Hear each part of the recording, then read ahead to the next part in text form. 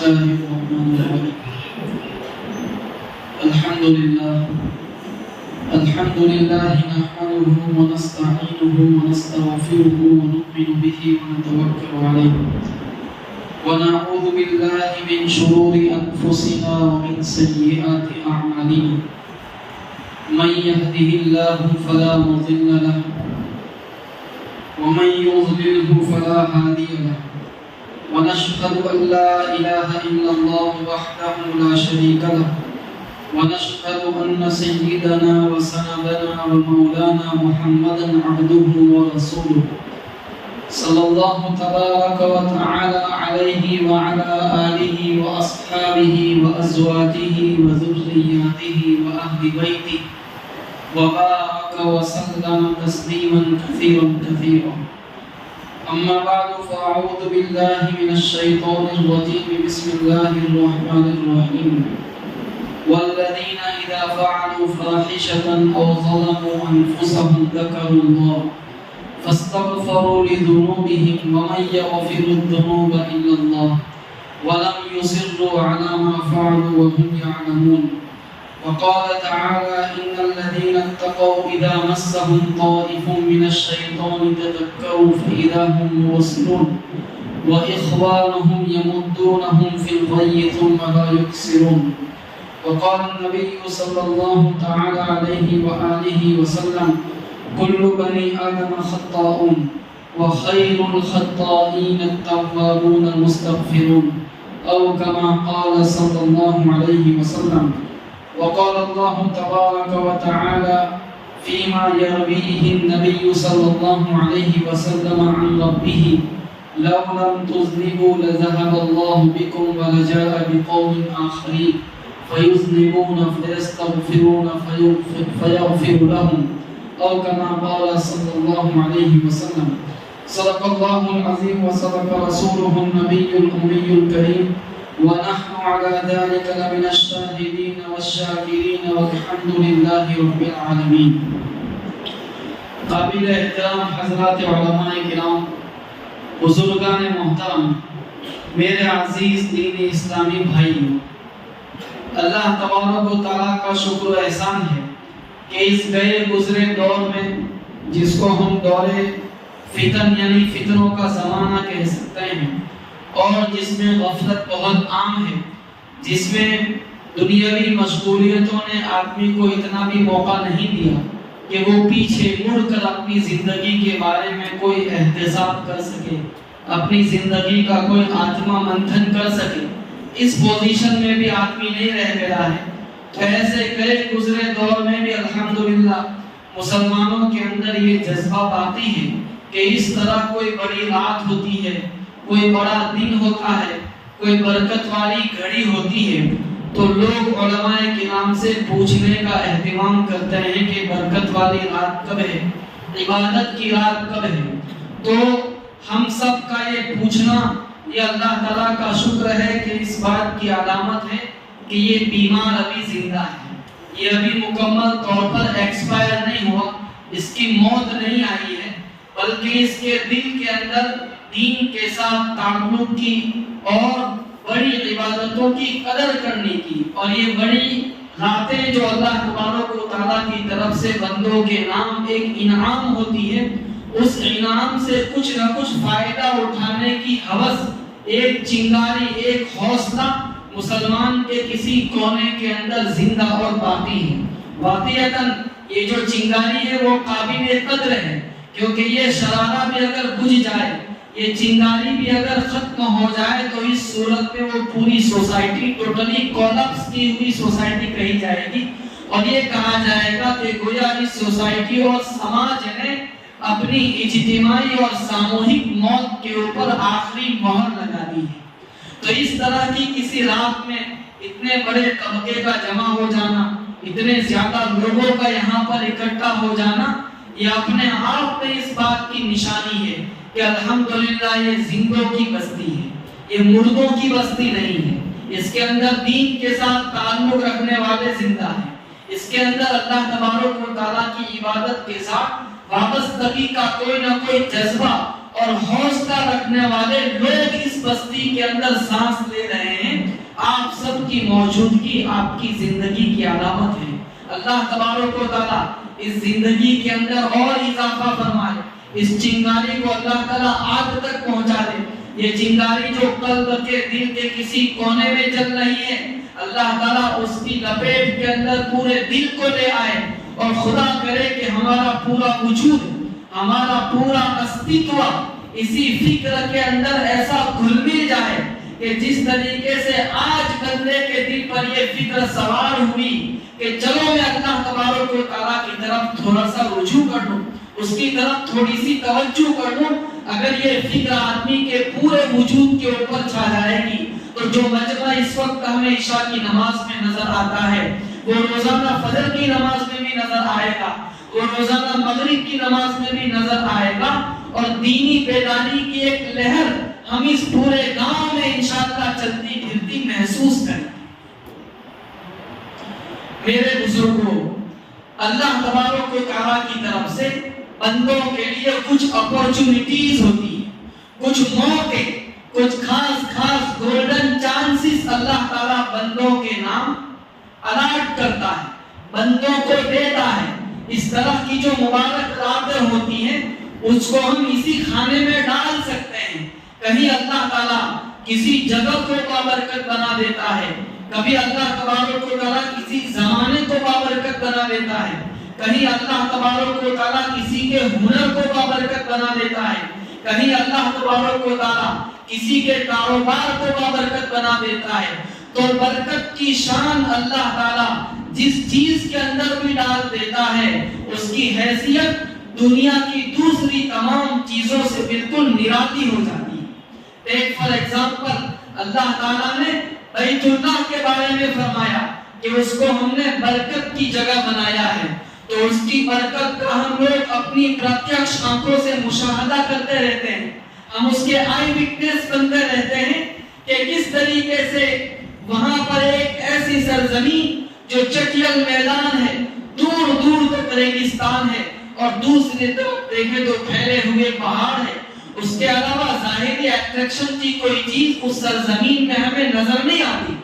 لیکن اس کے باوجود اللہ تبارک و تعالیٰ نے جب اس جگہ کے اندر برکت رکھتی کہ ان اول بیت وضع للناس الذی ببکۃ مبارک وہدی للعالمین، کہ وہ سب سے پہلا گھر جو لوگوں کے لیے بنایا گیا وہ ہے جو مکے میں ہے، مبارکن، وہ گھر بابرکت ہے۔ تو اس کی برکت کا اندازہ لگائیں کہ ایک بندہ اس گھر کی زیارت کرتا ہے، وہاں پہنچتا ہے، ایک مرتبہ نہیں 100 مرتبہ وہاں پہنچ جائے، اس کے بعد بھی 101ویں مرتبہ جب اسے پوچھا جائے کہ بتاؤ ہم تمہیں ٹکٹ دے رہے ہیں، تمہاری پرائیورٹی کیا ہوگی، کہ دنیا میں کسی جگہ جانے کے تعلق سے تمہاری پراتھمکتا کیا ہوگی، وہ بے تکلف اپنی زبان سے یہی کہے گا کہ میں تو بیت اللہ کی زیارت کرنا چاہتا ہوں۔ تو یہ کس کا نتیجہ ہے؟ یہ اللہ تعالیٰ کی طرف سے ڈالی ہوئی اس برکت کا نتیجہ ہے کہ 1000 مرتبہ وہاں پہنچنے کے بعد بھی آدمی کی طبیعت سیر نہیں ہوتی ہے۔ یہ برکت ہے میرے دوستوں، یہ برکت اللہ تبارک و تعالیٰ اگر کسی کے ہنر میں رکھتے تو اس کا نتیجہ، اس کا کرشمہ یہ ہوتا ہے کہ ایک شخص اپنا کوئی چھوٹا سا گیرج لے کر بیٹھا ہوا ہے، کسی چھوٹے سے گاؤں میں بیٹھا ہوا ہے، اور جھونپڑی نما اس کا گیرج ہے، لیکن اس کے ہنر میں چونکہ اللہ نے برکت رکھتی ہے تو اس کے پاس آنے والی گاڑی اس طریقے سے ریپیئر ہو کر جائے گی کہ اسی گاڑی کی کمپنی کے ورکشاپ میں بھی اس کو لے جایا جائے تو ہو سکتا ہے کہ گاڑی کا وہ فالٹ اس کاریگر کے سامنے نہ آ سکے جو اس جھونپڑی جیسا گیرج لے کر بیٹھنے والے کی سمجھ میں آ جاتا ہے۔ یہ ہنر کی برکت ہوتی ہے۔ ایک آدمی کسی گاؤں میں چھوٹی سے گھر کے اندر کرائے کے مکان میں BUMS ڈاکٹر ہے مثال کے طور پر، وہ اپنا دواخانہ لے کر بیٹھا ہوا ہے، اگر اس کے ہنر میں اللہ نے برکت ڈال دی تو اس کی 100 روپے کی دوا کے اندر وہ تاثیر ہوتی ہے کہ ملٹی اسپیشلسٹ اسپتال میں جانے والا اور لاکھوں روپے خرچ کرنے والے مریض کو یہ فائدہ نہیں ہو سکتا جو 100 روپے کی اس دوا کے اندر ہو جائے گا۔ یہ کس کی شان ہے؟ یہ میرے دوستو اللہ تعالیٰ کی طرف سے ڈالی ہوئی برکت کی شان ہوتی ہے۔ میرے بزرگوں، اسی طریقے سے اللہ تعالیٰ یہ برکت کبھی کسی زمانے کے اندر رکھ دیتا ہے، جیسا کہ خود نبی اکرم صلی اللہ علیہ وسلم نے رجب اور شعبان کے بارے میں دعا فرماتے ہوئے کہا کہ اللہم بارک لنا فی رجب و شعبان وبلغنا رمضان، کہ اللہ تو رجب اور شعبان میں ہمیں برکت عطا فرما اور ہمیں رمضان تک پہنچا دے۔ حضور نبی اکرم صلی اللہ علیہ وسلم کی شخصیت ایسی پرسنالٹی ہے، اللہ تبارک و تعالیٰ کی بارگاہ میں آپ صلی اللہ علیہ وسلم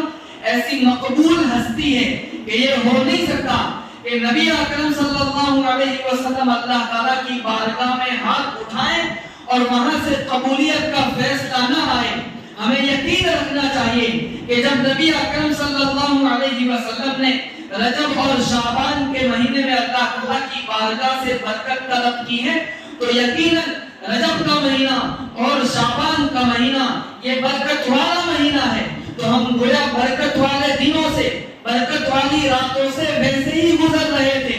اور اس کے اوپر سونے پر سہاگا یہ ہے کہ حضرت نبی اکرم صلی اللہ علیہ وسلم نے انہی دو مہینوں کی اس رات، جسے ہم 15ویں شعبان کی رات کہتے ہیں، اس رات کے حوالے سے حضور نبی اکرم صلی اللہ علیہ وسلم نے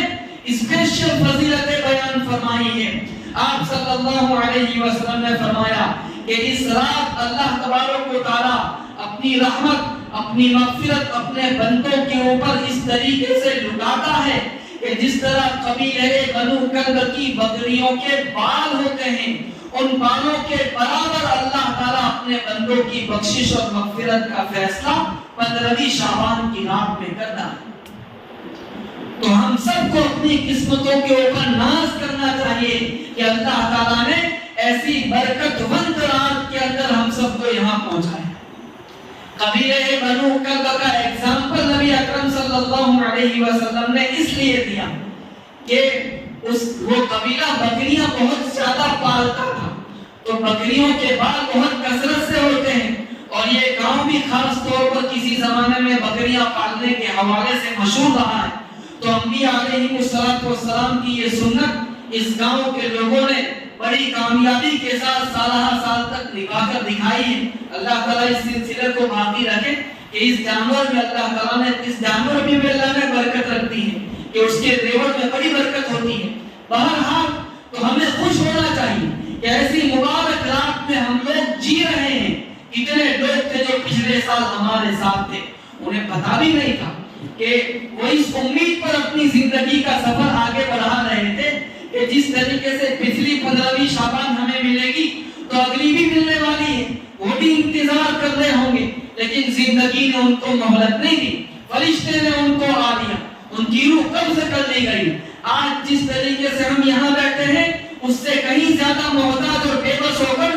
وہ قبرستانوں میں ایصال ثواب کے لیے انتظار کر رہے ہیں۔ تو میرے آپ کے لیے خوش قسمتی کی بات ہے کہ میری آپ کی سانسیں آج کی اس مبارک رات میں چل رہی ہے۔ میرا آپ کا دل اور میرے آپ کے دل کی دھڑکن ابھی حرکت کر رہی ہے۔ اللہ تعالیٰ اس رات میں زندہ رہنا ہم سب کو مبارک فرمائے۔ یہ بات یاد رکھنی چاہیے کہ جس طریقے سے مبارک راتوں اور مبارک جگہوں کے اندر برکتیں ہوتی ہے اور اس میں تھوڑی سی توجہ کرنے والا بہت زیادہ رحمتوں سے نواز دیا جاتا ہے، وہاں سکے کا دوسرا پہلو یہ بھی ہے کہ اگر کوئی شخص مبارک رات کی ناقدری کرتا ہے، اگر کوئی شخص کسی مبارک جگہ کی ناقدری کرتا ہے تو اس کا جو وبال ہوتا ہے وہ بھی معمولی وبال نہیں ہوتا۔ ایک شخص بیت اللہ کا طواف کر رہا تھا، حضرت شیخ نے یہ واقعہ لکھا ہے کہ ایک شخص بیت اللہ کا طواف کر رہا تھا اور طواف کرتے ہوئے اس کی نگاہ کسی غیر محرم عورت کے اوپر پڑ گئی، اس کے چہرے پر اس کی نگاہ ٹک گئی۔ تو یقیناً آدمی اس طرح کی حرکت، اس طرح کا گناہ باہر بھی کسی انسان سے ہو سکتا ہے، لیکن وہ چونکہ ایک اسپیشل جگہ تھی، حضرت شیخ نے لکھا ہے کہ حتیم کی دیوار کے پیچھے سے ایک ہاتھ نکلا اور اتنی زور سے اس کو تماچا مارا کہ اس کی آنکھ نکل کر رخسار گیا، اور غیب سے ایک آواز آئی کہ تم یہاں ہمارے گھر میں ہمارے گھر کا طواف کرتے ہوئے حرکت کر رہے۔ سے یہ بات معلوم ہوئی کہ جس طریقے سے مبارک جگہ اور مبارک وقت کی قدردانی کی وجہ سے اللہ بندے کو آگے بڑھا دیتا ہے، اسی طریقے سے خدا نہ خواستہ اگر کوئی شخص ایک ایسی رات میں جس کی برکتوں کے پروان اللہ کی طرف سے لٹا دیے گئے اور جس کی برکت نبی اکرم صلی اللہ علیہ وسلم کی زبانی بیان کر دی گئی، اور اس سے آگے بڑھ کر 14 صدیوں کا سفر کرتے ہوئے امت کے بڑے بڑے ولیوں کا معمول اس رات کے اندر عبادت کا رہا ہے، اور جہاں اللہ تعالیٰ بارش کی طرح اپنی رحمتیں برسا دیتا ہے اور معمولی بہانے پر بخشش کے فیصلے کر دیتا ہے، ایسی مبارک رات کے اندر بھی خدا نہ خواستہ کوئی قدر نہ کرے، اللہ تعالیٰ کی طرف سے اپنے گھر کی دہلیز تک آ جانے والی رحمت کے استقبال کے لیے بھی 2 قدم آگے نہ بڑھائے تو اس آدمی کے لیے اسی رات میں خطرے کی گھنٹی ہو جائے۔ میرے دوستوں، کسی زمانے میں لوگ ویزا لے کر جایا کرتے تھے اور مخصوص مدت کا ویزا ہوتا تھا کہ 5 سال کا ویزا ہے اور ورک پرمٹ بیس پر ویزا ہے،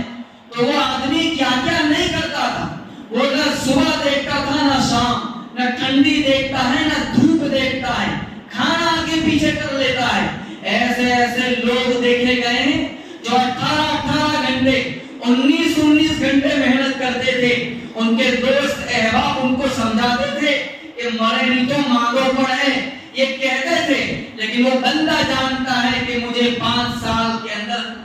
جو قرض میں نے لیا ہے وہ چکانا ہے، 5 سال میں اپنے وطن کے اندر اپنا گھر کرنا ہے، وہاں کچھ بچا کھچا کر اپنے نئے بزنس کو وہاں پر سٹارٹ کرنا ہے۔ آدمی ایک ایک لمحے کی قدر کرتا ہے۔ میرے دوستو، کتنی بری بات ہوگی کہ اس تعلق سے تو آدمی اپنی تمام تر قوتیں لٹا رہا ہے، اور یہاں اللہ تعالیٰ کی طرف سے نبی اکرم صلی اللہ علیہ وسلم کی طرف سے برکت کا اعلان ہو رہا ہے اور آدمی کو موقع دیا جا رہا ہے اور ایک گولڈن چانس دیا جا رہا ہے، اس کے باوجود اس طرح کے سنہرے موقع سے آدمی فائدہ نہ اٹھائے اور محروم کا محروم ان برکتوں والی راتوں سے بھی جائے، تو اس آدمی کو ڈرنے کی ضرورت ہے، مجھے ڈرنے کی ضرورت ہے کہ کہیں ایسا تو نہیں ہے کہ اللہ تعالیٰ نے میرے بارے میں فیصلہ کر لیا ہے کہ میرے اس بندے کو اس رات کی برکت سے مجھے کچھ نہیں دینا ہے، کہیں میرے دل کے اوپر مہر تو نہیں لگ گئی،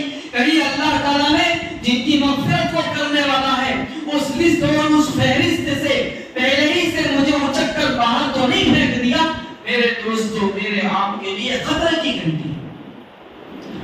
اس لیے اللہ تعالیٰ نے اگر اس رات میں پہنچایا ہے تو اب اس رات کی مجھے اور آپ کو قدر کرنی چاہیے، اس کے ایک ایک لمحے کو وصول کرنے کی فکر کرنی چاہیے۔ 15ویں شعبان کی جو رات ہے اس میں بندہ کیا عبادت کرے گا؟ اس کی وہی عبادتیں ہیں جو عام طور پر ہم سال بھر کرتے رہتے ہیں کہ نمازیں پڑھی جائیں، تلاوت کی جائے، ذکر کیا جائے، کوئی دینی کتاب کا مطالعہ کیا جائے۔ یہ بھی بہت بڑی عبادت ہے کہ آپ کی مسجد میں مسائل کی کوئی کتاب رکھی ہوئی ہے اور آپ اس کو 1 گھنٹہ لے کر بیٹھ گئے۔ نبی اکرم صلی اللہ علیہ وسلم نے فرمایا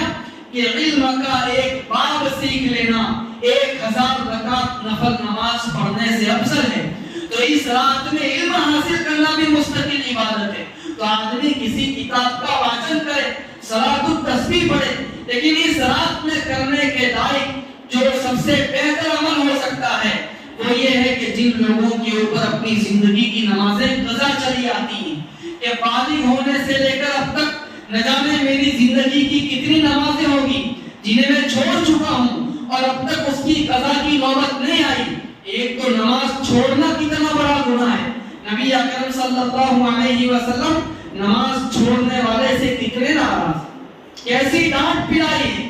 آدمی اندر سے ہل کے رہ جاتا ہے۔ آپ صلی اللہ علیہ وسلم نے فرمایا کہ من ترک الصلاۃ متعمدا فقد کفر، یہاں تک کہہ دیا کہ جس نے جان بوجھ کر نماز چھوڑ دی اس کا عمل کافی روا ہے، وہ کس منہ سے اپنے آپ کو مسلمان کہتا ہے۔ صحابہ کرام کہتے ہیں کہ ہمارے دور میں کسی گناہ کو جو شخص نماز چھوڑ دیتا تھا اس نماز چھوڑنے والے کے بارے میں لوگ یہ سمجھتے تھے کہ شاید یہ منافق ہے یا کافر ہے۔ میرے دوستو، یہی نماز میری معمولی بہانوں سے ضائع ہو جاتی، بزنس کے نام پر ضائع ہو جاتی، کاشتکاری اور کھیتی کے کام سے ضائع ہو جاتی ہے، ارے کرکٹ کے نام سے ضائع ہو جاتی ہے، فٹ بال کے نام سے ضائع ہو جاتی ہے، اور نہ جانے روزانہ کتنی پھٹکار ہے جو نماز چھوڑنے کی وجہ سے مجھ پر برس رہی ہے، جس کو لے کر میں اپنے گھر کو لوٹ رہا ہوں، اپنے گھر کو بے برکت بنا رہا ہوں۔ ایسے واقعات ہیں کہ کوئی بندہ کسی بزرگ کی خدمت میں جا کر کہتا ہے کہ حضرت میرے گھر کے اندر برکت نہیں ہے، تو حضرت یہ کہتے تھے کہ گھر پر پردہ ڈال دو، بے نمازی کی نگاہیں تمہارے گھروں میں پڑتی ہے، تمہارے گھر کی برکت رخصت ہو گئی۔ اب سوچیں کہ بے نمازی گھر میں نگاہ ڈالے، گھر کی برکت رخصت ہو جائے۔ جس گھر کے اندر باپ بے نمازی، بیٹا بے نمازی، بیٹی بے نمازی، بیوی بے نمازی، ایک نہیں کئی بے نمازی جس چھت کے نیچے زندگی گزار رہے ہیں، اس گھر کا کیا عالم ہوگا؟ اس گھر سے پہلی فرصت میں برکت کا دروازہ نکلے۔ تو نہ جانے زندگی کی کتنی نمازیں ہو جو ہم ضائع کر چکے ہیں۔ تو آج کی رات ان نمازوں کو قضا کرنے کا بہترین موقع ہے۔ نفلوں کے بارے میں اللہ تعالیٰ قیامت کے دن بندے کو پوچھیں گے نہیں کہ نفلیں کیوں نہیں پڑھی، لیکن جو نمازیں قضا ہوئی ہے ان کو اگر قضا نہیں کیا گیا، ان کی بھرپائی نہیں کی گئی، تو یقیناً اس بندے کی گردن قیامت کے دن ناپی جائے گی، اس کا گریبان قیامت کے دن پکڑا جائے گا۔ اس لیے زیادہ سے زیادہ قضا نمازیں پڑھنے کی کوشش کی جائے۔ ایک وقت میں ایک سے زیادہ قضا نمازیں پڑھی جا سکتی ہیں، بلکہ جن لوگوں کے اوپر بہت زیادہ نمازیں قضا ہیں ان کو ہمارے علماء مشورہ بھی یہ دیتے ہیں کہ جیسے عصر کی 4 رکعت سنت غیر موقدہ ہے، تو سنت غیر موقدہ کی نیت کرنے کے بجائے اس جگہ قضا نماز کی نیت کریں۔ عشاء کی 4 رکعت جو فرض سے پہلے ہوتی ہے وہ بھی سنت غیر موقدہ ہے، تو وہاں بھی سنت غیر موقدہ کی نیت کرنے کے بجائے زندگی کی جو نمازیں قضا چلی آتی ہیں انہیں ادا کرنے کی فکر کرتے ہوئے اس کی نیت کرنی چاہیے۔ تو آج کے رات کی جو بہت بڑی عبادت ہے میرے بزرگوں، وہ اپنی چھوٹی ہوئی نمازوں کو قضا کرنا ہے، ورنہ اس کے علاوہ جو کچھ کسی زمانے میں وہ پرچوں میں ملتا تھا کہ 2 رکعت دراز عمر کی پڑھنی ہے، جس میں پہلی رکعت میں اتنی مرتبہ سورہ اخلاص اور دوسری رکعت میں اتنی مرتبہ یہ سورت پڑھنی ہے، تو یاد رکھنا چاہیے کہ نبی اکرم صلی اللہ علیہ وسلم سے اس طرح کی کوئی نماز ثابت نہیں ہے۔ 15ویں شعبان میں عبادت کرنے کے وہی طریقے ہیں جو عام دنوں کے ہوا کرتے ہیں۔ ہاں یہ بات الگ ہے کہ 15ویں شعبان کو بہت سے لوگ قبرستان جانے کا بھی اہتمام کرتے ہیں، تو اس سلسلے میں یہ بات یاد رکھنی چاہیے کہ دین جو ہے وہ اپنی مرضی اور اپنی خواہش کی پیروی کرنے کا نام نہیں ہے، بلکہ وہ نبی اکرم صلی اللہ علیہ وسلم کی پیروی کرنے کا نام ہے۔ اور دین کی تمام چیزوں کو ہمیں اسی لیمٹ میں رکھنا چاہیے، اسی ورتوں میں رکھنا چاہیے جس ورتوں میں حضور نبی اکرم صلی اللہ علیہ وسلم ہم سب کو چھوڑ کر گئے ہیں۔ تو میرے بزرگوں، نبی اکرم صلی اللہ علیہ وسلم سے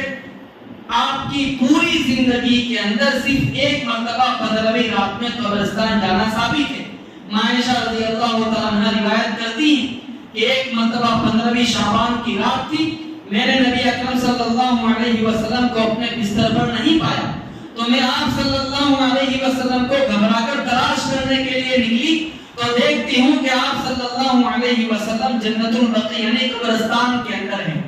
تو اس روایت سے یہ بات معلوم ہوتی ہے کہ حضور نبی اکرم صلی اللہ علیہ وسلم 15ویں شعبان قبرستان تشریف لے گئے ہیں۔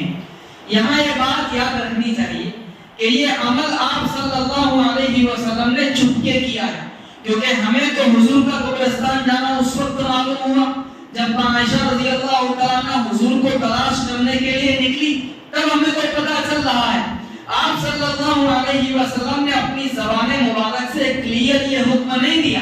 کہ 15ویں شعبان کو تم قبروں کی زیارت کیا کرو یا قبرستان جایا کرو۔ تو اس پورے کانٹراسٹ میں جو بات نکھر کر سامنے آتی ہے وہ یہ ہے کہ اگر کوئی شخص اپنی پوری زندگی کے اندر کبھی کبھار 15ویں شعبان میں آپ صلی اللہ علیہ وسلم چونکہ ایک مرتبہ گئے ہیں سنت کی نیت کرتے ہوئے قبرستان چلا جائے تو اچھی بات ہے، لیکن 15ویں شعبان کو قبرستان جانا ضروری سمجھ لینا اور یہ کہنا کہ باقاعدہ اسی دن ہمارے مرحومین انتظار کر رہے ہوں گے، اور جو شخص 15ویں شعبان کو بھی قبرستان نہ جائے اس کے بارے میں یہ خیال کرنا کہ ایک بڑا سنگ پتھر دل آدمی ہے جسے 15ویں شعبان کو بھی اپنے مرحومین یاد نہیں آتے، تو یہ غیر درست بات ہے۔ یہ نبی اکرم صلی اللہ علیہ وسلم نے دین کا جو مزاج ہم تک کنوے کیا ہے اس مزاج سے یہ وپریت بات ہوگی۔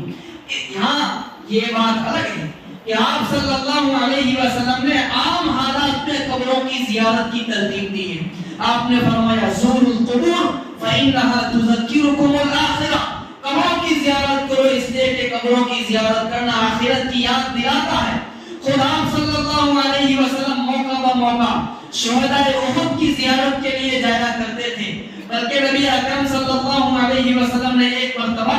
اپنی والدہ محترمہ بی بی آمینہ کی قبر کی بھی زیارت کی ہے۔ خیر تو آپ صلی اللہ علیہ وسلم کی وہ دوسری روایتیں اپنی جگہ پر ہیں اور اس کو سامنے رکھتے ہوئے موقع و موقع قبرستان ضرور جانا چاہیے، لیکن قبرستان جانے کو 15ویں شعبان کے ساتھ خاص کر لینا درست نہیں۔ اسی طریقے سے ایک اہم مسئلہ اس سلسلے میں 15ویں شعبان کے روزے کا بھی، لوگ یہ بھی پوچھتے ہیں کہ 15ویں شعبان کا روزہ رکھے یا نہ رکھے، ایک دن کا روزہ رکھے کہ 2 دن کے روزے رکھے۔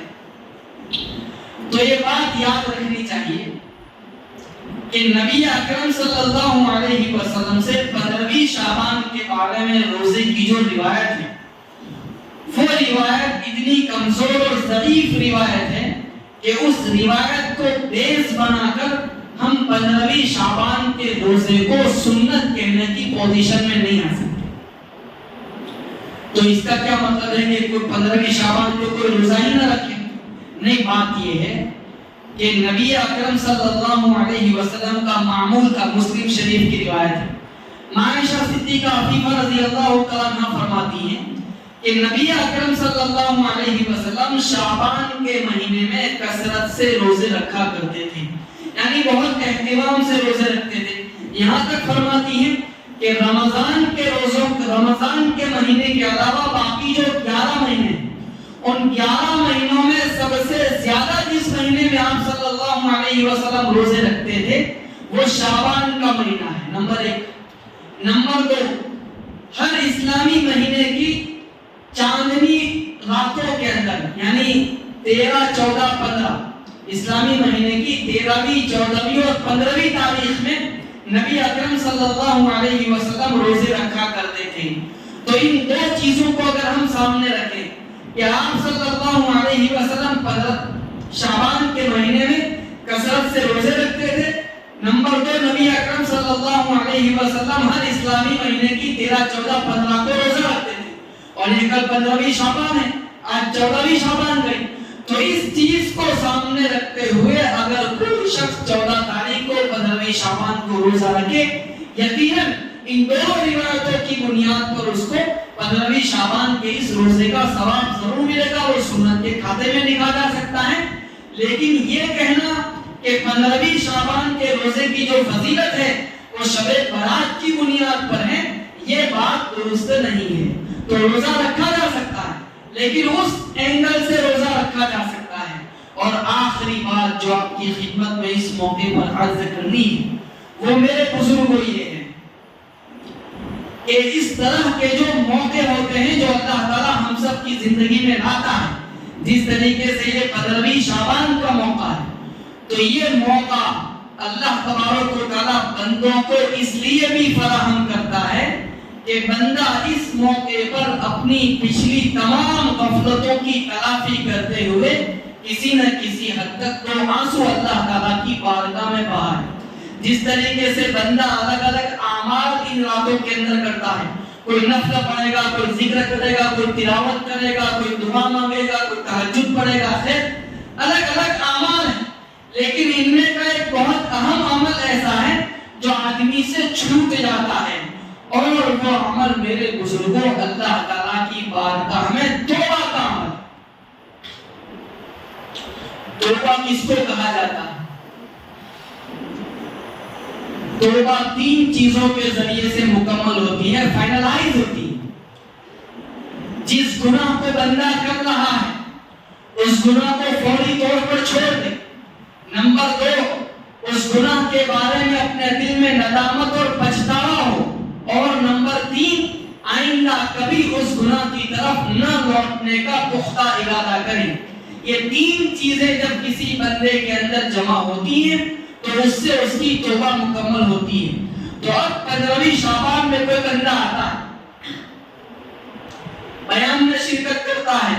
دعا ہوتی ہے اس میں شرکت کرتا ہے، اس میں کہا جاتا ہے کہ اللہ ہمارے گناہوں کو معاف فرمائے، بندہ آمین کہہ دیتا ہے. یا خود روا ربی میں اپنی زبان سے اللہ تعالیٰ کی بارگاہ میں کہہ دے کہ اللہ ہمارے گناہ کو معاف فرما، لیکن اس کے دل کے اندر اپنے گناہ پر کوئی ندامت نہیں ہے، فی الحال اس گناہ کو چھوڑنے کا کوئی ارادہ نہیں ہے. ابھی یہ کہہ کر جاتا ہے کہ اللہ میرے گناہ کو معاف فرما، اور باہر نکل کر ارادہ یہ ہے کہ جس خاتون کے ساتھ میرے تعلقات ہیں،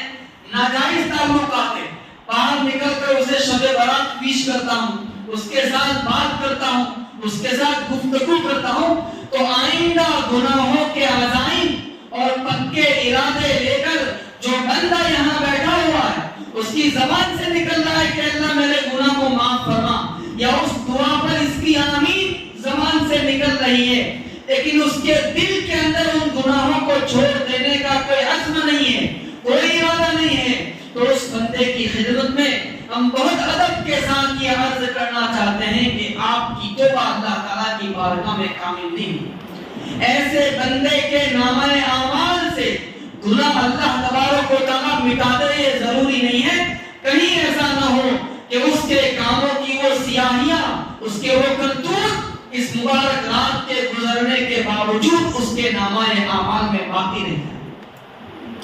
تو اس رات کا جو بہت بڑا عمل ہے وہ میرے بزرگوں توبہ ہے، اور توبہ کا مطلب آپ کی خدمت میں عرض کیا گیا کہ اس کرنٹ سچویشن کو چھوڑنا،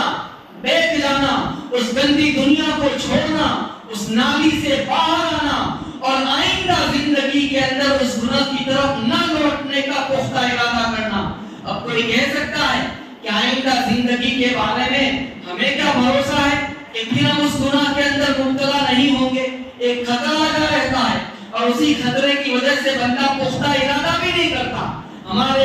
بزرگوں نے اس سلسلے میں بہت پیاری بات کہی کہ بھئی اس وقت کو چھوڑنے کا ارادہ کر لو، آئندہ خدا نہ خواستہ اگر آدمی گناہ میں مبتلا ہو گیا تو پھر توبہ کرے، پھر مبتلا ہو گیا تو پھر توبہ کرے. لیکن قیامت یہاں آتی ہے کہ آدمی اپنے دل کے اندر کوئی ہوپ، کوئی ارادہ، کوئی حوصلہ اور کوئی عزم ہی نہیں پاتا ہے کہ اس گناہ سے مجھے باہر نکلنا ہے، جس کا نتیجہ یہ ہوتا ہے کہ گناہ پر گناہ کرتا چلا جاتا ہے. اور ہمارے مولانا بھی عشاء کی نماز میں پڑھ رہے تھے، ظلمات بعضها فوق بعض، اس ایک اندھیری کے اوپر دوسری اندھیری، اس تہ کے اوپر گناہوں کی تیسری پرت، اس پرت کے اوپر ایک اور پرت، اور پورا کا پورا دل. اس سے آگے بڑھ کر کہوں تو اس کا روح گناہوں کے اندر بکھرا ہوا ہے، اور آدمی اس غلط زندگی سے کبھی باز آنے کی فکر تک نہیں کرتا. شادی میں جا رہا ہے، چہرے کے اوپر دھبا لگا ہوا ہے، جب تک دھو کر فارغ نہیں ہوگا شادی میں نہیں جاتا. شادی میں جا رہا ہے، کپڑے کے اوپر دھبا لگ گیا، فوراً جا کر کپڑے بدلتا ہے. لڑکی دیکھنے جا رہا ہے اور محسوس ہوا کہ سر کی مانگ ابھی ٹھیک سے نکالی نہیں ہے، واپس جاتا ہے، سر کی مانگ نکالتا ہے، دھوبی کو کپڑا دھونے کے لیے دیا اور اچھی طرح کلین ہو کر نہیں آیا، اس پر بگڑ جاتا ہے، اسے گالم گلوچ تک کر دیتا ہے. کیوں کر رہا ہے؟ اپنی ظاہری سجاوٹ کے لیے کر رہا ہے. لیکن کتنے افسوس کی بات ہے کہ پورے وجود کو گناہوں سے نتھر کر گھوم رہا ہے، اس کا روح گناہوں کے اندر ڈوبا ہوا ہے، لیکن کبھی دل کے اندر یہ خیال تک نہیں گزرتا کہ اس گنہگار وجود کے ساتھ اگر اللہ تعالیٰ کی بارگاہ میں حاضر ہو گیا تو میں اللہ تعالیٰ کو کیا منہ دکھاؤں. اس لیے آج کی رات کو توبہ کی رات بنائیں، اپنی پچھلی زندگی کو چھوڑیں اور آئندہ کسی بہتر زندگی کی طرف آدمی بڑھے، ورنہ زندگی کی اس بے ڈھنگی رفتار کے ساتھ آدمی کب تک چلتا رہے گا؟ میرے بزرگوں، یہ توبہ اس وقت اس لیے بھی ضروری ہے کہ اللہ تبارک و تعالیٰ کا تعلق قوموں کے ساتھ رشتہ داری کا نہیں ہوتا، اللہ تعالیٰ کا تعلق قوموں کے ساتھ ایمان و عمل کا ہوتا ہے۔ اللہ تعالیٰ نے قوموں کو چمکانے کے لیے، ان کو کسی بہتر پوزیشن میں لانے کے لیے کیریکٹر کا، چارتریہ کا، اعمال کا، کردار کا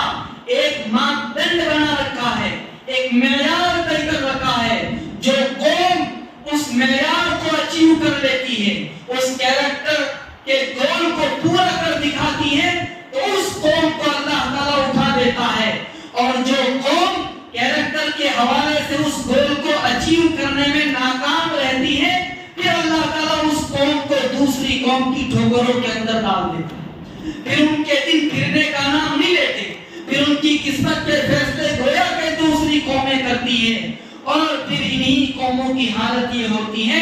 کہ اپنی اور اپنی آئندہ آنے والی نسلوں کی موت کا تماشا چڑیا کے بے بالوں پر بچوں کی طرح دیکھنے کے علاوہ ان قوموں کا دنیا میں کوئی کام نہیں رہتا۔ یقیناً کرنٹ سچویشن کی وجہ سے سب فکر مند ہیں،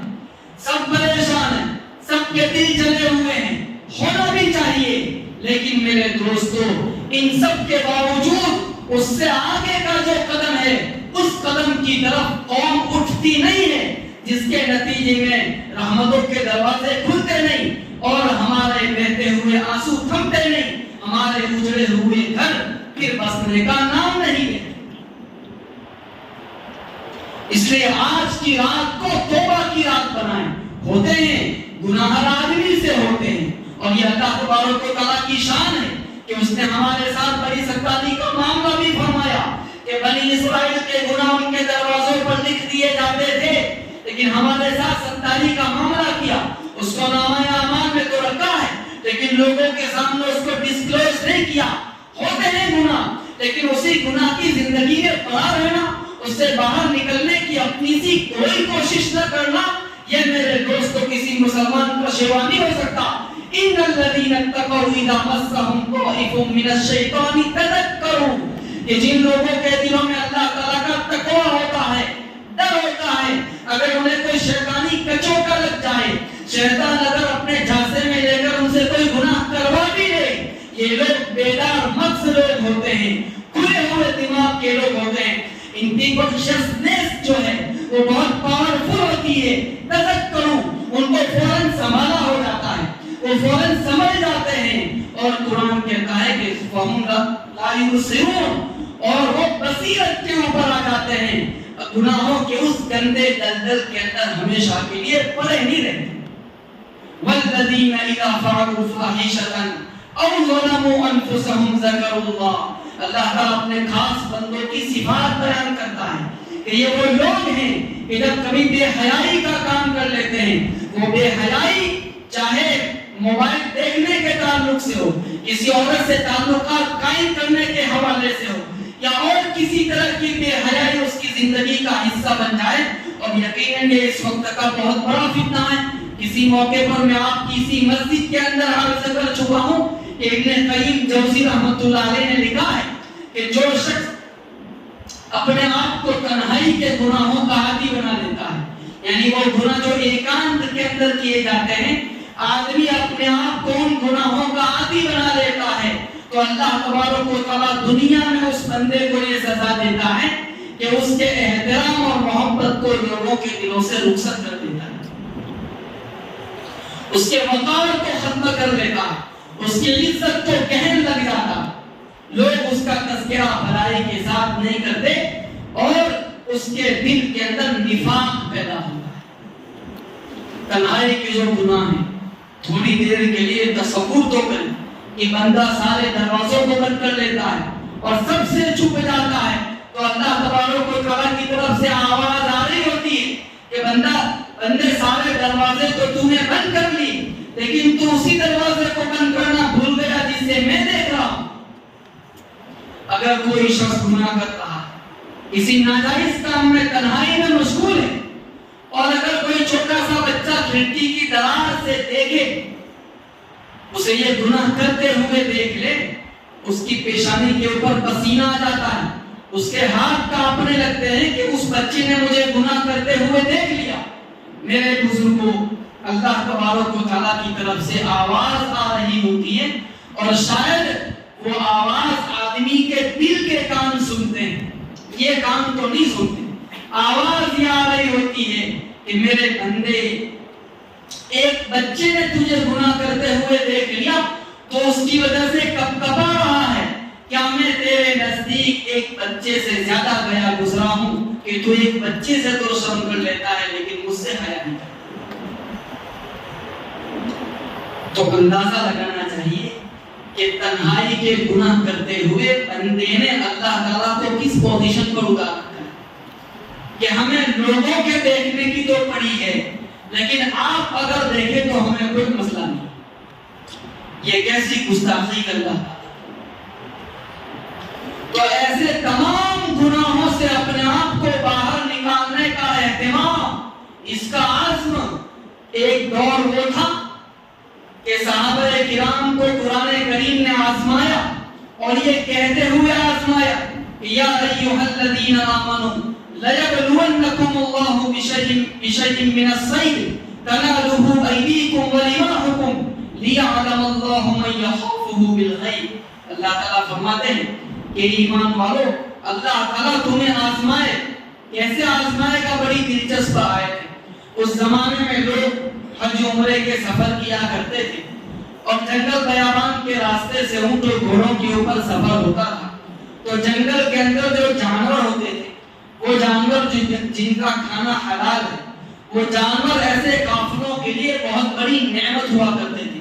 تو یہ قافلے ان کا شکار کیا کرتے تھے اور انہیں اپنے کھانے کے استعمال میں لاتے تھے۔ اب حالت احرام کے اندر شکار کرنا منع کر دیا گیا۔ اس کے بعد اللہ تبارک و تعالیٰ اس پس منظر میں، اس بیک گراؤنڈ میں بات فرمائی جا رہی ہے کہ اللہ تعالیٰ تمہیں شکار کے جانوروں کے ذریعے سے آزمائے گا۔ کس طرح آزمائے گا؟ اللہ تعالیٰ فرماتے ہیں کہ تَنَالُهُ أَيْدِيكُمْ وَرِمَاحُكُمْ، کہ جب تم حالت احرام میں رہو گے اور سفر کر رہے ہو، اس وقت شکار کے یہ جانور تمہارے سامنے سے گزریں گے، اس طرح گزریں گے کہ تَنَالُهُ أَيْدِيكُمْ وَرِمَاحُكُمْ، تمہارے ہاتھ ان تک آسانی سے پہنچ جائیں گے، تمہارے نیزے ان تک آسانی سے پہنچ جائیں گے، یعنی وہ تمہارا سافٹ ٹارگٹ ہوں گے۔ تو ان جانوروں کو اللہ تعالیٰ تمہارے اتنے قریب سے کیوں گزارے گا؟ آگے اس کی وجہ بیان کی کہ لِيَعْلَمَ اللَّهُ مَن يَخَافُهُ بِالْغَيْبِ، تاکہ اللہ تعالیٰ اس بات کو جانچ پرکھ لے کہ میرا کون بندہ ہے جو اللہ تعالیٰ سے بن دیکھے ڈرتا ہے۔ میرے بھائیوں، اللہ تبارک و تعالیٰ کا قوموں کو الگ الگ زمانے میں آزمانے کا جو طریقہ ہوتا ہے وہ بدلتا رہتا ہے۔ اس دور میں اللہ تعالیٰ نے اس زمانے کے لوگوں کے تقوی کو اور تنہائی میں ان کے دلوں میں اللہ تعالیٰ کا کتنا خوف ہے، اس کا پیرامیٹر یہ طے کر دیا کہ شکار کے جانور ان کی نگاہوں کے سامنے گزار کر اس کا شکار آسان کر دیا۔ اس دور میں اللہ تعالیٰ ہمارے نوجوانوں کا جو امتحان لے رہا ہے وہ موبائل کے ذریعے سے، اور بس تاریخ نے اپنے آپ کو ایک دوسرے طریقے سے اسی آیت کی شکل میں دہرایا ہے کہ لِيَعْلَمَ اللَّهُ مَن يَخَافُهُ بِالْغَيْبِ، تاکہ اللہ جانچ پرکھ لے کہ میرا کون سا بندہ ہے جو بن دیکھے مجھ سے ڈرتا ہے۔ کہا جا سکتا ہے کہ جہاں ایک طرف اس وقت گناہ کے ہزار موقع ہیں تنہائی میں، وہیں دوسری طرف اللہ تبارک و تعالیٰ بندوں کو نوازنا بھی چاہتا ہے۔ دیکھیں، ہم لوگ آخری دور میں ہیں۔ آپ نے دیکھا ہوگا کہ جب شام کو مارکیٹ ختم ہوتا ہے تو شام کو جتنے بھی سبزی منڈی میں سبزی بیچنے والے ہوتے ہیں وہ اپنی قیمت نیچے اتار دیتے ہیں، کیونکہ انہیں مال خالی کرنا ہوتا ہے۔ خالی کرنے کے بھاؤ میں چیزیں دے دی جاتی ہیں، دام گھٹا دیے جاتے ہیں۔ تو ہمارے بڑے کہتے ہیں کہ یہ ایسا دور ہے کہ آخری دور ہے اور قیامت تقریباً قریب آیا چاہتی ہے، تو اس دور میں اللہ تبارک و تعالیٰ نے جنت دینے کے دام بھی بہت گھٹا دیے ہیں، جہنم سے بچانے کے لیے جو دام متعین کیے ہیں وہ بھی بہت گھٹا دیے ہیں، گناہوں کے ہزاروں اسباب نگاہوں کے سامنے پھیلے ہوئے ہیں۔ اس لیے ہم کہتے ہیں کہ آج کا ہمارا نوجوان اگر تنہائی میں موبائل سے تعلق رکھنے والے گناہوں سے بھی اپنے آپ کو بچا کر دکھا دے، ہم امید کر سکتے ہیں کہ اس کا نام اللہ تعالیٰ کی بارگاہ میں ولیوں میں لکھا جائے گا۔ آج کے دور میں موبائل کے اس فتنے سے بچنے والا انشاءاللہ ثم انشاءاللہ خدا کی بارگاہ میں ولی اللہ سے کم نہیں۔ ورنہ میرے دوستوں میں اپنی خدمت میں کیا عرض کروں، اللہ تعالیٰ کیسی ڈانٹ پلاتا ہے، یستخفون من الناس ولا یستخفون من اللہ وهو معهم اذ یبیتون ما لا یرضى من القول، کہ لوگوں سے چھپتے رہتے ہیں، ولا یستخفون من اللہ، اور اللہ تعالیٰ سے نہیں چھپتے، وهو معهم اذ یبیتون ما لا یرضى من القول، جبکہ اللہ تعالیٰ ان کے ساتھ ہوتا ہے جبکہ وہ اللہ تعالیٰ کی ناپسندیدہ چیزوں کے ساتھ رات گزار رہے ہوتے ہیں۔ ایسا محسوس ہوتا ہے جیسے آج کی آیت کریمہ اتر گئی، ٹون تو دیکھیے، انداز تو دیکھیے، الفاظ تو دیکھیے، اذ یبیتون ما لا یرضى من القول، ایسی چیزوں کے ساتھ رات گزار رہے ہیں جنہیں اللہ ناپسند کرتا ہے۔ وَهُوَ مَعَهُمْ، اور آگے ہے وَكَانَ اللَّهُ بِمَا يَعْمَلُونَ مُحِيطًا، اور اللہ تعالیٰ ان کے اعمال کا احاطہ کیے ہوئے ہے۔ سورہ کاف کہتی ہے وَوُضِعَ الْكِتَابُ فَتَرَى الْمُجْرِمِينَ مُشْفِقِينَ مِمَّا فِيهِ، نامہ اعمال رکھ دیا جائے گا تو مجرموں کو دیکھے گا کہ جو کچھ اس میں لکھا ہوا ہے اسے دیکھ دیکھ کر تھر تھرا رہے ہیں، کپ کپا رہے ہیں اور کہتے جا رہے ہیں یا ویلتنا ما لهذا الكتاب لا یغادر صغیرۃ ولا کبیرۃ الا احصاها،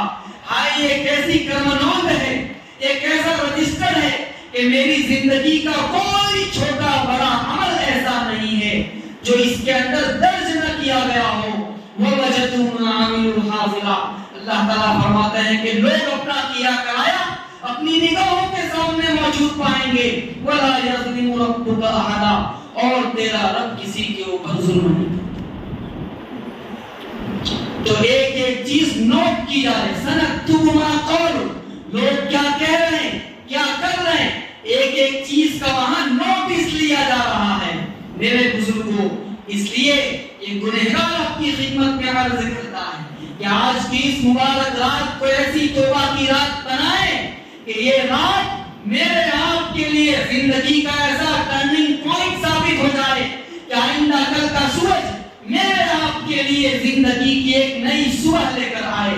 آج کی 15 شعبان کی رات موبائل کو غلط استعمال کرنے کے حوالے سے آج کا گزرا ہوا دن ہمارا آخری دن ہو، نماز چھوڑنے کے گناہ میں بندہ مبتلا ہے۔ آج اسی مبارک رات میں یہ نیت کریں کہ اللہ آج میں اپنے اس گناہ سے توبہ کرتا ہوں، آج کے بعد میری موت کی صورت تک میری کوئی فرض نماز قضا نہیں ہوگی۔ اگر کسی کا جسم حرام مال سے پروان چڑھ رہا ہے، وہ بندہ یہ نیت کر سکتا ہے کہ وہ آج آخری حرام کا لقمہ تھا جو میرے حلق کے نیچے چلا گیا، میرا بازو مسلمان کا بازو ہے، یہ اتنا کمزور بازو نہیں ہے کہ اسے حرام کی بے ساکھیوں کا سہارا لینا پڑے۔ میں 2 گھنٹے محنت زیادہ کروں گا، 6 گھنٹے رکشے چلاتا ہوں 8 گھنٹے چلاؤں گا، 8 گھنٹے کام کرتا ہوں 12 گھنٹے کام کروں گا، لیکن حرام کا ایک لقمہ اپنے حلق کے نیچے نہیں اتاروں گا۔ ورنہ حرام کا لقمہ اگر کسی کی باڈی کا حصہ بن جائے وہ کیا ڈائنامائٹ کرتا ہے۔ یا ایھا الرسل کلوا من الطیبات واعملوا صالحا، اے پیغمبروں کی جماعت حلال روزی کھاؤ اور نیک عمل کرو۔ مفسرین کہتے ہیں کہ دونوں چیزوں کو اٹیچ کر کے بیان کیا کہ نیک عمل کرو اور پاکیزہ رزق کھاؤ۔ اس کی وجہ یہ ہے کہ اگر لقمہ حلال کا ہوتا ہے تو نیکی کے جذبات خود بخود پروان چڑھنے لگتے ہیں، ورنہ خدا نہ خواستہ اگر حرام مال سے جسم پرورش پا رہا ہے اس کے نتیجے میں یہ حرام مال ایسی تباہی مچاتا ہے کہ اس کی زبان خدا کا نام لینے کو ترس جاتی ہے، اس کے پیر اللہ تعالیٰ کے گھر کی دہلیز چڑھنے کو ترس جاتے ہیں۔ اس لیے خدا نہ خواستہ اگر میری روزی حرام سورسز سے آ رہی ہے، آج میں اسی مجلس میں بیٹھ کر اس عظمت کے ساتھ یہاں سے رخصت ہوں گا کہ آج کے بعد موت تک حرام کا لقمہ نہ میرے حلق کے نیچے اترے گا، نہ میرے دسترخوان پر آ کر میری اولاد کے پیٹ میں جائے۔ اسی طریقے سے خدا نہ خواستہ کسی نے اپنے رشتہ داروں کے ساتھ بن کر رکھی،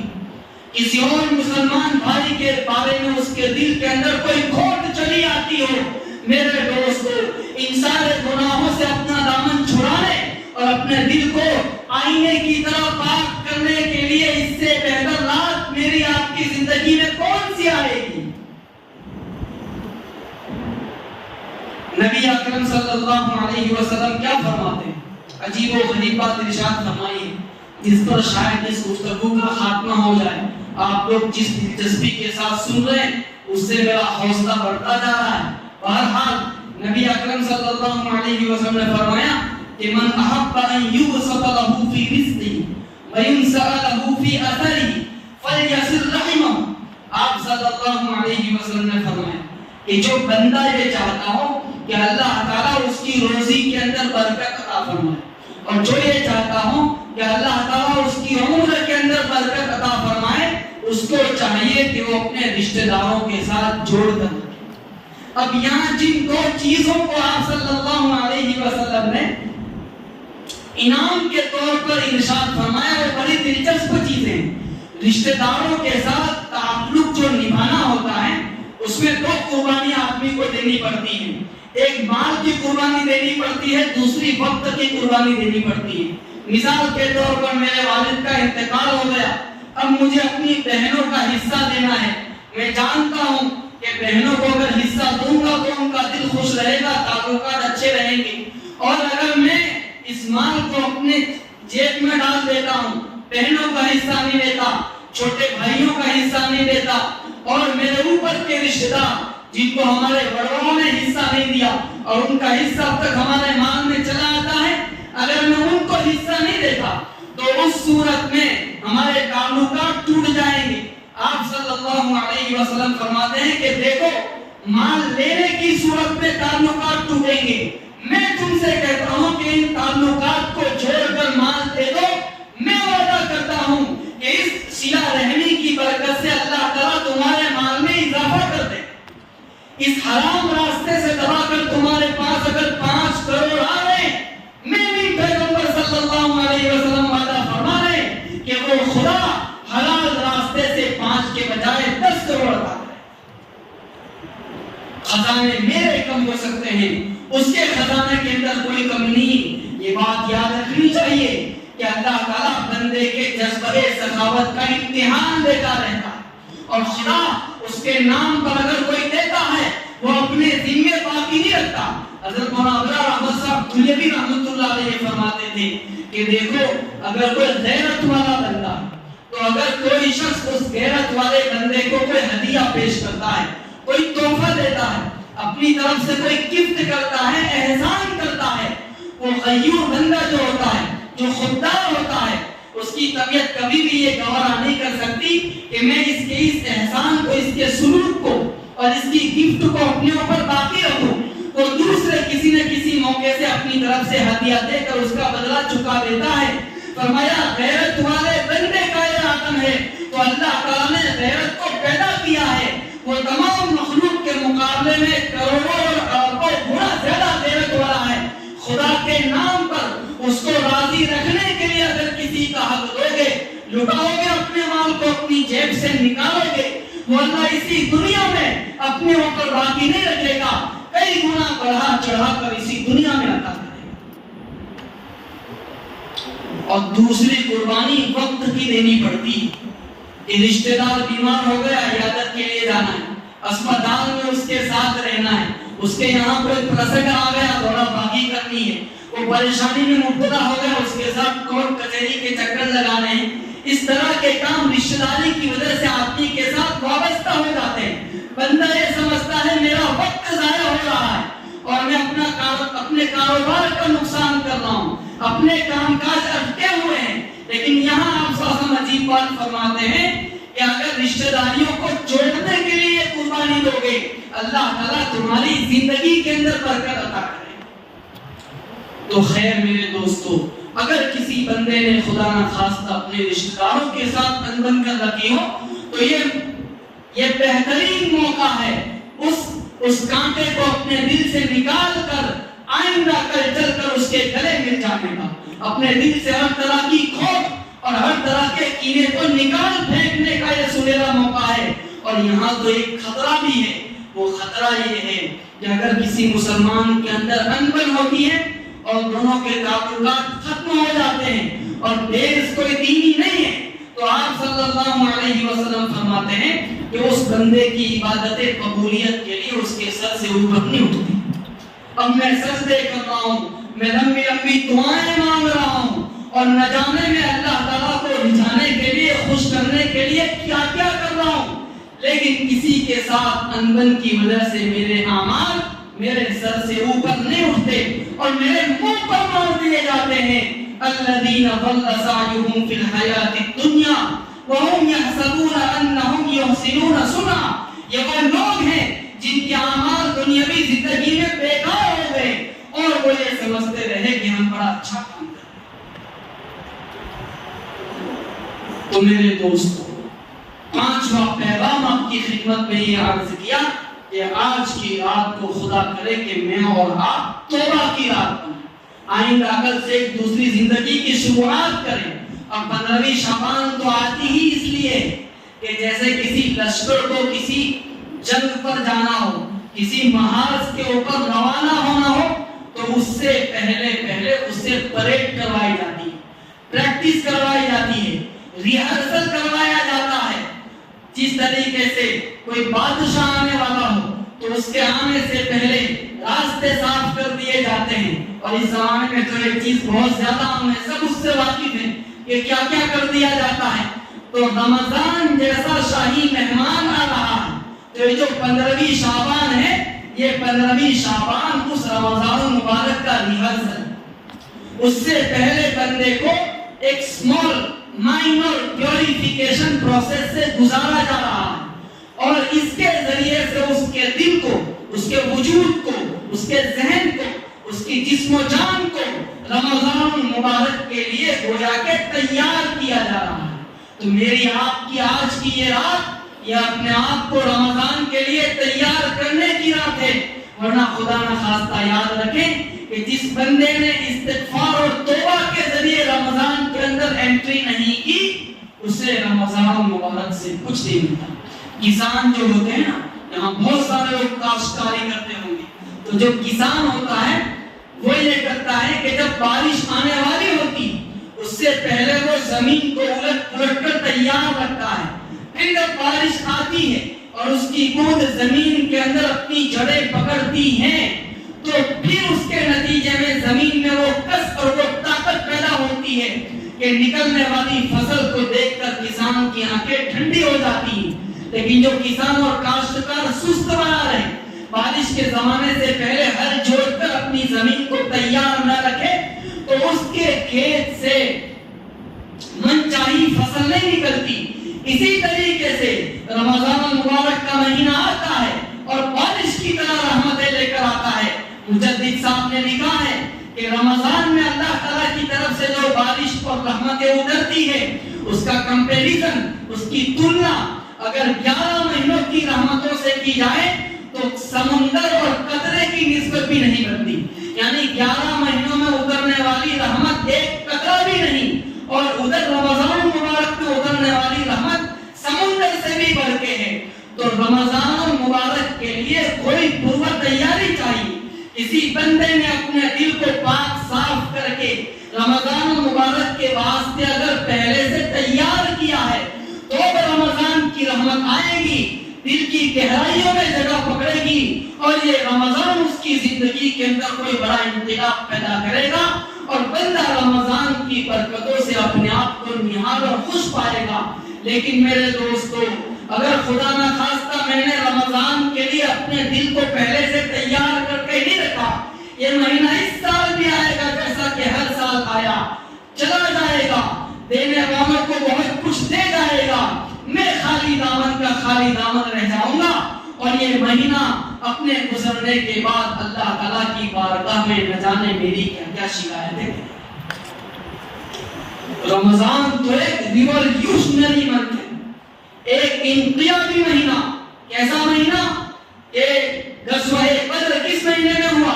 رمضان میں ہوا، جس کے بعد مسلمانوں کے قدم جزیرے عرب کے اوپر جمے، ایک اسلامک اسٹیٹ کے طور پر وہ اسٹیبلشڈ ہوئے اسی مہینے میں۔ اس کے بعد دیکھیے صلح حدیبیہ، جس کے بعد مسلمانوں کو فتح کے راستے کھلے، اطراف کے ملکوں میں دعوت کے راستے کھلے، یہ بھی رمضان میں۔ اس سے آگے بڑھے فتح مکہ، جس کے بعد عملی طور پر نبی اکرم صلی اللہ علیہ وسلم نے جزیرے عرب کے اوپر کنٹرول حاصل کیا،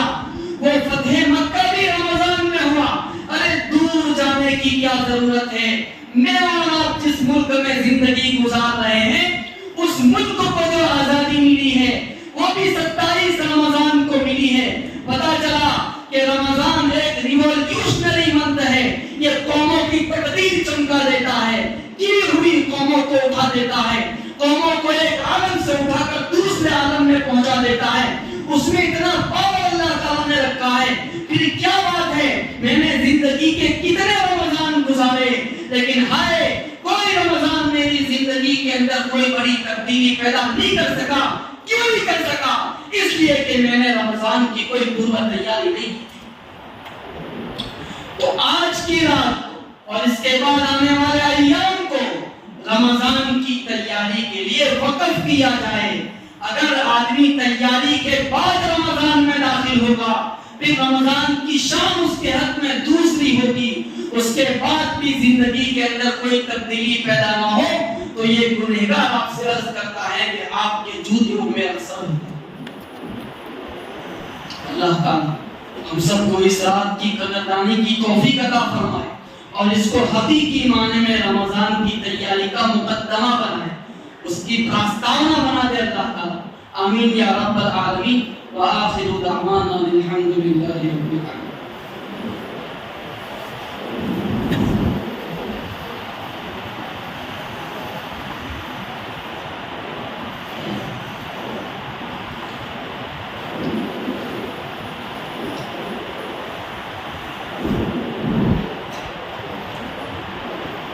بسم اللہ الرحمن الرحیم، الحمد للہ اللهم صل على سيدنا مولانا محمد وعلى آل سيدنا مولانا محمد وبارك وسلم۔ ربنا ظلمنا أنفسنا وإن لم تغفر لنا وترحمنا لنكونن من الخاسرين، يا حي يا قيوم برحمتك نستغيث أصلح لنا شأننا كله ولا تكلنا إلى أنفسنا طرفة عين، اللهم آت نفوسنا تقواها وزكها أنت خير من زكاها أنت وليها، اللهم بارك لنا في رجب وشعبان وبلغنا رمضان، اللهم اغفر لنا ولوالدينا ولأساتذتنا ولمشايخنا ولأحبابنا ولأزواجنا ولأولادنا ولأقاربنا ولمن حق ومن وإحسان لهم علينا ولمن أوصانا بالدعاء ولجميع المؤمنين والمؤمنات والمسلمين والمسلمات الأحياء منهم والأموات إنك سميع قريب مجيب الدعوات۔ ربنا هب لنا من أزواجنا وذرياتنا قرة أعين واجعلنا للمتقين إماما، رب اغفر وارحم وأنت خير الراحمين، رب اغفر وارحم وتجاوز عما تعلم إنك أنت الأعز الأكرم، لا إله إلا الله الحليم الكريم، سبحان الله رب العرش العظيم، والحمد لله رب العالمين، نسألك موجبات رحمتك وعزائم مغفرتك والغنيمة من كل بر والسلامة من كل إثم، لا تدع لنا ذنبا إلا غفرته ولا هما إلا فرجته ولا مريضا إلا شفيته ولا كربا إلا نفسته ولا ضرا إلا كشفته ولا حاجة من حوائج الدنيا والآخرة هي لك رضا إلا قضيتها ويسرتها يا أرحم الراحمين، اللهم إنا نسألك من كل خير خزائنه بيدك ونعوذ بك من كل شر خزائنه بيدك، اللهم إنا نسألك من الخير كله عاجله وآجله ما علمنا منه وما لم نعلم،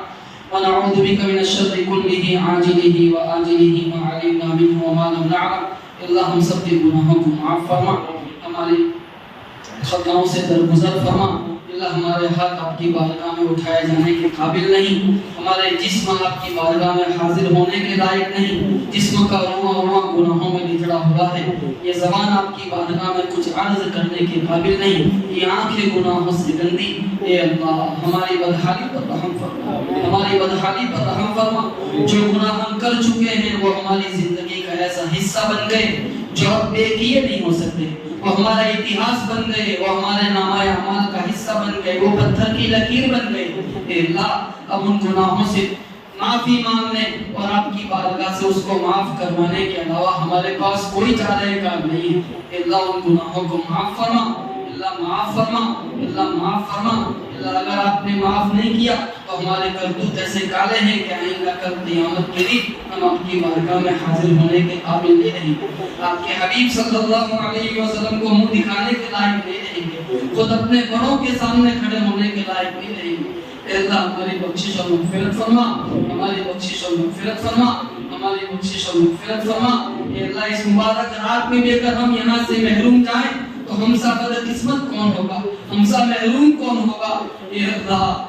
اس مبارک رات میں آپ نے اپنے فضل و کرم سے ہمیں یہاں پہنچایا ہے، اپنی بارگاہ میں نماز ادا کرنے کی توفیق دی، اس دینی مجلس میں بیٹھنے کی توفیق دی۔ اے اللہ ایک کرم اور فرما لے کہ ہمیں اس مسجد سے اس حال میں نکال کہ تو ہمارے گناہوں پر معافی کا کرم پھیر چکا ہو، ہمارے نامہ اعمال سے گناہوں کو مٹا چکا ہو۔ اے اللہ آپ کی بخشش اور رحمت اور مغفرت ہماری زندگی کی سب سے بڑی ضرورت ہے۔ اے اللہ ہماری اس بڑی ضرورت کو پورا فرما، ہماری مغفرت کا سامان فرما، ہمارے والدین کی مغفرت فرما، رشتہ داروں کی مغفرت فرما، ہمارے محلے بستی والوں کی مغفرت فرما، امت کے ایک ایک فرد کی اس مبارک رات کے اندر مغفرت فرما، اور گناہوں سے آئندہ سچی پکی توبہ کی اور گناہوں کی طرف نہ لوٹنے کی ہمیں توفیق عطا فرما۔ اے اللہ ہم گناہ کرتے ہیں پھر توبہ کرتے ہیں، توبہ ٹوٹ جاتی ہے، پھر گناہ کرتے ہیں۔ اے اللہ ہم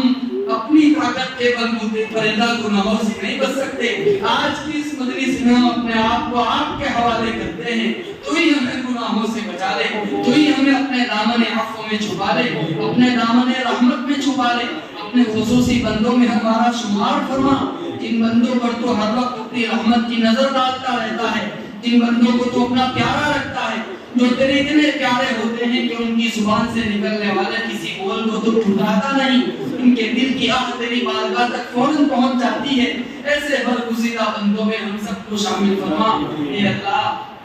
ہماری بدحالی پر رحم فرما، ہماری بدحالی پر رحم فرما۔ اے اللہ زندگی میں اگر کوئی گناہ ہم نے نہیں کیا تو صرف اس لیے نہیں کیا کہ وہ کرنے کا ہمیں موقع نہ مل سکا، ورنہ جو گناہ جس وقت سامنے آ گیا ہم بے تکلف اس کو کرتے چلے گئے، اور یہ بھی نہ سوچا کہ اتنا بڑا ظلم اپنے آپ پر کر رہے ہیں، آپ کی ذات عالی کو ناراض کر رہے ہیں، آپ کی نعمتیں کھا کے آپ سے بغاوت پہ تلے ہوئے ہیں۔ ہماری اس بغاوت کو معاف فرما، ہمارے جرم عظیم کو معاف فرما۔ آئندہ کل سے ہماری زندگی کی ایک نئی صبح ہو ایسے فیصلے فرما، آئندہ کل سے ہماری زندگی کی نئی شروعات ہو ایسے فیصلے فرما۔ اس بستی کے ایک ایک فرد کو اپنی بارگاہ میں قبول فرما، اس بستی کے ایک ایک فرد کے اندر تقویٰ اور طہارت پیدا فرما۔ اے اللہ ہم سب کی زندگی کے اندر انقلاب پیدا فرما، بدلاؤ پیدا فرما۔ حالات کے مسلسل تھپیڑوں کے باوجود ہماری زندگی کسی طرح کی تبدیلی کی طرف لوٹنے کا نام نہیں لیتی۔ اے اللہ آج کی اس بارگاہ میں اس رات کو ہم سب کے لیے انقلاب کی رات بنا دے، پریورتن کی رات بنا دے، اور ہماری زندگی کو ایک نئے رخ پر اپنی اطاعت اور فرمانبرداری کے راستے پر ڈالنے کے فیصلے فرما۔ اے اللہ ہم سب کو حلال پاکیزہ روزی عطا فرما، حرام روزی سے ہم سب کی حفاظت فرما۔ اے اللہ ہم سب کے جذبات کو دینی بنا، نبی اکرم صلی اللہ علیہ وسلم کی ایک ایک سنت پر ہم سب کو جان دینے کی توفیق عطا فرما، اپنے ایک ایک حکم کے اوپر ہمیں کھڑا فرما۔ اے اللہ نمازوں کا اہتمام نصیب فرما، ذکر و تلاوت کا اہتمام نصیب فرما۔ اے اللہ رات میں جب تک آنکھوں میں نیند نہیں پڑتی موبائل ہاتھوں میں رہتا ہے، اور جب صبح اٹھتے ہیں اٹھنے کی دعا یاد نہیں آتی، پہلے موبائل ہاتھ میں آتا ہے، اور دوسری طرف آپ کا کلام ہمارے گھروں میں 11 12 مہینے دھول کھاتا رہتا ہے، اس کی طرف دیکھنے کی بھی ہمیں توفیق نہیں ہوتی۔ اللہ نہ جانے وہ کلام اللہ، آپ کا وہ کلام آپ کی بارگاہ میں ہماری کیا شکایت لگاتا ہوگا۔ اللہ ہمارے جرم عظیم کو معاف فرما، ہم بڑے پاپی لوگ ہیں کہ آپ نے قرآن کریم کی شکل میں کیسا معجزہ ہم کو عطا کیا، لیکن اللہ ہم وہ نادان لڑکے ہیں جن کے ہاتھ میں کوئی ہیرا تھما دے وہ اس کو ظاہر کر دے۔ ہماری نادانی کو معاف فرما، ہماری نادانی سے درگزر فرما، اپنی کتاب سے وابستگی پیدا فرما، اس کی تلاوت کی توفیق عطا فرما، رمضان کی تراویح میں دل لگا کر اس کو سننے کی توفیق عطا فرما، اسے پڑھنے کی توفیق عطا فرما، پرانی بہاروں میں گم ہو جانا نصیب فرما، اس کی تفسیر اور درس کے حلقوں میں ہمیں بیٹھنا نصیب فرما۔ اے اللہ قرآن کریم کو ہماری گوشت پوست کے اندر بچا دے اور بسا دے، اور قرآن کریم سے ہماری زندگی کو گہرے طور پر وابستہ فرما۔ اے اللہ اس بستی کے اندر اپنی خصوصی رحمتیں نازل فرما، سب کے دلوں میں جوڑ اور اتفاق پیدا فرما، ہر قسم کی ناچاکیوں کو ختم فرما، دلوں کو ملا دے۔ اے اللہ دلوں کو ملا دے اور اپنے خاص فضل و کرم سے اس بستی کو اپنی امان میں لے لے، اور یہاں کے رہنے والوں کو ہر قسم کی دینی خدمات کے لیے قبول فرما۔ اس بستی میں دینی خدمت کے تعلق سے اور قوم اور ملت کی خدمت کے تعلق سے جتنے منصوبے ہیں ان تمام منصوبوں کو اپنے فضل و کرم سے پورا فرما۔ ہماری بہن بیٹیوں کے اندر دینداری پیدا فرما، پردہ پیدا فرما، حیا پیدا فرما۔ اے اللہ اس مجلس کے اندر کتنے لوگ ہوں گے جو بے نکاح ہیں اور کسی مناسب جوڑے کی تلاش میں ہیں، بہت سو کی بیٹیاں گھروں میں انتظار کر رہی ہیں، اللہ ان سب کے لیے مناسب جوڑے کا انتظام فرما۔ ماں باپ کے لیے اپنی اولاد کے یہ فرائض ادا کرنے آسان فرما۔ اے اللہ جن کے گھروں کے اندر جھگڑے ہیں اپنے فضل و کرم سے ان جھگڑوں کا خاتمہ فرما، جوڑ اور اتفاق پیدا فرما، ایک دوسرے کے حقوق کی ادائیگی کی ہم سب کو توفیق عطا فرما۔ اے اللہ ناچاکیوں کو ختم فرما، کینے کو ختم فرما، ہر مسلمان کے لیے ہمارے دل کو آئینے کی طرح صاف اور شفاف فرما۔ اے ہمارے خالق و مالک آئندہ آنے والے مہینے کی قدردانی ہم سب کو نصیب فرما۔ اے اللہ اس کے ایک ایک منٹ کو وصول کرنے کی توفیق عطا فرما، اس کے ایک ایک سیکنڈ کو وصول کرنے کی توفیق عطا فرما،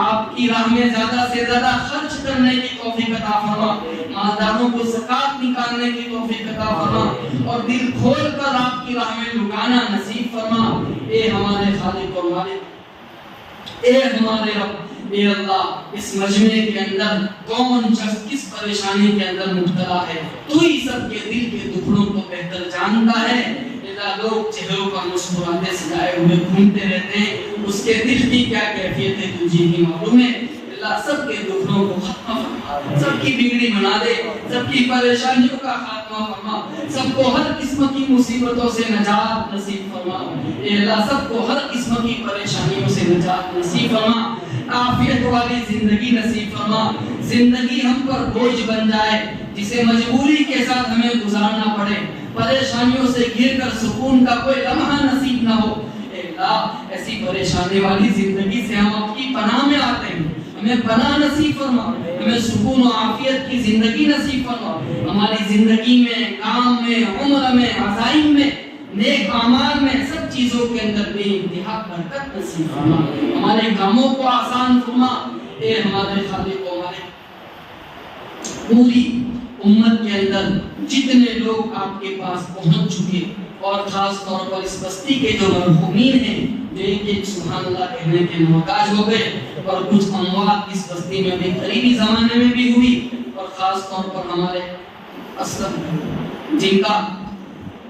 انتقال ایک حادثے کے اندر ہو گیا، لیکن تمام مرحومین کے اپنے فضل و کرم سے مغفرت فرما، ان کی قبروں کو نور سے منور فرما، اے اللہ ان کی قبروں کو نور سے منور فرما، ان کے درجات کو بلند فرما۔ اسلم بھائی ان کے علاوہ جتنے مرحومین ہیں ان سب لوگوں نے گاؤں کے لیے، ملت کے لیے، قوم کے لیے جو خدمتیں کی، اپنے فضل و کرم سے ان خدمات کو قبول فرما کر جنت میں ان کے درجات کی بلندی کا ذریعہ بنا۔ ہم سب کو بھی اپنے اپنے وقت پر خاتمہ بالخیر کی دولت سے مالا مال فرما،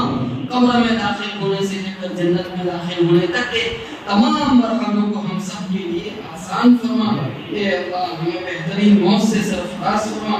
حج بیت اللہ کے لیے کہ جن لوگوں نے ارادے کیے ہوئے ہیں ان لوگوں کی ارادوں کو قبول فرما، جانا آسان فرما، رکاوٹوں کو ختم فرما، اور ہم سب کو اپنے بارگاہ کی مقبول حاضری نصیب فرما، بار بار نصیب فرما۔ اے اللہ ہم سب کے لیے ہماری جائز تمناؤں کو پورا ہونے کے لیے غیب سے سامان مہیا فرما، ہم نے جو مانگا وہ عطا فرما، جو مانگنا چاہیے تھا اس موقع پر زبان پر نہیں آ سکا، تو سب کے حاجات کو بہتر طور پر جانتا ہے، بغیر مانگے عطا فرما، چھانٹ کر عطا فرما، خوش ہو کر عطا فرما۔ اے اللہ خوش ہو کر عطا فرما، اور بہترین سے بہترین اور عمدہ سے عمدہ ظاہری باطنی نعمتوں سے ہم سب کا دامن بھر دے، اور ہمیں اس بات کا اطمینان دلا دے کہ آپ نے ہمیں نواز کر اس بارگاہ سے رخصت کیا ہے۔ اللہ ہمیں اس بات کا اطمینان دلا دے، ہمارے دلوں میں یہ اطمینان پیدا کر دے کہ اس مسجد سے ہم اپنے دامن بھر کے جا رہے ہیں، رحمت کا دامن، مغفرت کا دامن، عافیت کا دامن، رمضان میں عبادت کے حوصلے کا دامن، اور ہر طرح کی آسائشوں کے ساتھ، جس طریقے سے کوئی بہت غریب اپنے مہمان کو تحفوں کے ساتھ رخصت کرتا ہے، اسی طریقے سے اپنے گھر پر آنے والے ان بھکاریوں کو تو نعمتوں کے ساتھ رخصت فرما۔ اللہ ہمارا تو پیالہ اور کاسا بھی ٹوٹا ہوا ہے، جولی بھی پھٹی ہوئی ہے، اللہ تو ہی اپنی رحم و کرم سے ہم کو نواز دے، ہمیں محروم نہ لوٹا، ہمیں خالی ہاتھ نہ لوٹا، ہماری دعاؤں کو محض اپنے فضل و کرم سے حضرت نبی اکرم صلی اللہ علیہ وسلم کے صدقے توفیق میں قبول فرما۔ ان اللہ و ملائکتہ یصلون علی النبی یا ایھا الذین آمنوا صلوا علیہ وسلموا تسلیما۔ اللهم صل علی سیدنا و مولانا محمد وعلى آل سيدنا ومولانا محمد وبارك وسلم۔ سبحان ربك رب العزة عما يصفون وسلام على المرسلين والحمد لله رب العالمين۔